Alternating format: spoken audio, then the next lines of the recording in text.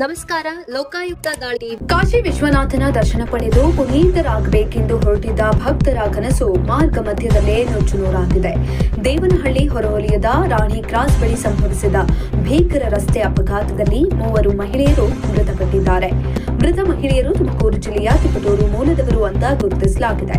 ಇವರು ಕೆಂಪೇಗೌಡ ಅಂತಾರಾಷ್ಟ್ರೀಯ ವಿಮಾನ ನಿಲ್ದಾಣದ ಮೂಲಕ ಕಾಶಿಗೆ ಪ್ರಯಾಣವನ್ನು ಬೆಳೆಸೋದಕ್ಕೆ ಸಜ್ಜಾಗಿದ್ರು. ತಿಪಟೂರಿನಿಂದ ಟಿಟಿ ವಾಹನದಲ್ಲಿ ಏರ್ಪೋರ್ಟ್ ಕಡೆಗೆ ಬರೆದಿದ್ದಾಗ ಈ ಅವಘಡ ಸಂಭವಿಸಿದೆ. ದಾಬಸ್ಪೇಟೆಗೆ ಸಂಪರ್ಕ ಕಲ್ಪಿಸುವ ರಾಷ್ಟ್ರೀಯ ಹೆದ್ದಾರಿ 648ರ ರಾಣಿ ಕ್ರಾಸ್ ಬಳಿ ಈ ಘಟನೆ ನಡೆದಿದೆ. ಭಕ್ತರು ಪ್ರಯಾಣಿಸ್ತಾ ಇದ್ದಂತಹ ಟಿಟಿ ವಾಹನವು ಹೈವೇಯಿಂದ ಸರ್ವಿಸ್ ರಸ್ತೆಗೆ ಪ್ರವೇಶಿಸುತ್ತಿದ್ದ ವೇಳೆ ವೇಗವಾಗಿ ಬಂದ ಲಾರಿಯೊಂದು ಡಿಕ್ಕಿಯನ್ನ ಹೊಡೆದಿದೆ.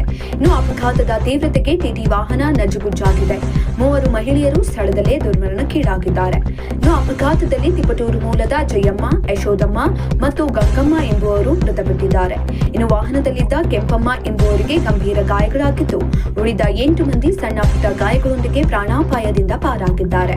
ಗಾಯಾಳುಗಳನ್ನ ತಕ್ಷಣವೇ ಹತ್ತಿರದ ಸ್ಥಳೀಯ ಆಸ್ಪತ್ರೆಗೆ ದಾಖಲಿಸಿ ಚಿಕಿತ್ಸೆಯನ್ನ ಕೊಡಿಸಲಾಗ್ತಾ ಇದೆ. ಇನ್ನು ಅಪಘಾತದ ವಿಷಯ ತಿಳಿಯುತ್ತಿದ್ದಂತೆಯೇ ದೇವನಹಳ್ಳಿ ಸಂಚಾರಿ ಪೊಲೀಸರು ಸ್ಥಳಕ್ಕೆ ಭೇಟಿಯನ್ನ ಕೊಟ್ಟು ಪರಿಶೀಲನೆಯನ್ನು ನಡೆಸಿದ್ದಾರೆ. ಅಪಘಾತದಿಂದಾಗಿ ರಾಷ್ಟ್ರೀಯ ಹೆದ್ದಾರಿಯಲ್ಲಿ ಕೆಲಕಾಲ ಸಂಚಾರ ದಟ್ಟಣೆ ಉಂಟಾಗಿತ್ತು. ಇನ್ನು ಪೊಲೀಸರು ವಾಹನಗಳನ್ನ ತೆರವುಗೊಳಿಸಿ ಸಂಚಾರ ಸುಗಮಗೊಳಿಸಿದ್ದಾರೆ. ಕಾಶಿಗೆ ಹೊರಟಿದ್ದವರು ಸಾವನ್ನಪ್ಪಿದ್ದ ಸುದ್ದಿ ಕೇಳಿ ಮೃತರ ಕುಟುಂಬಸ್ಥರ ಆಕ್ರಂದನ ಮುಗಿಲನ್ನು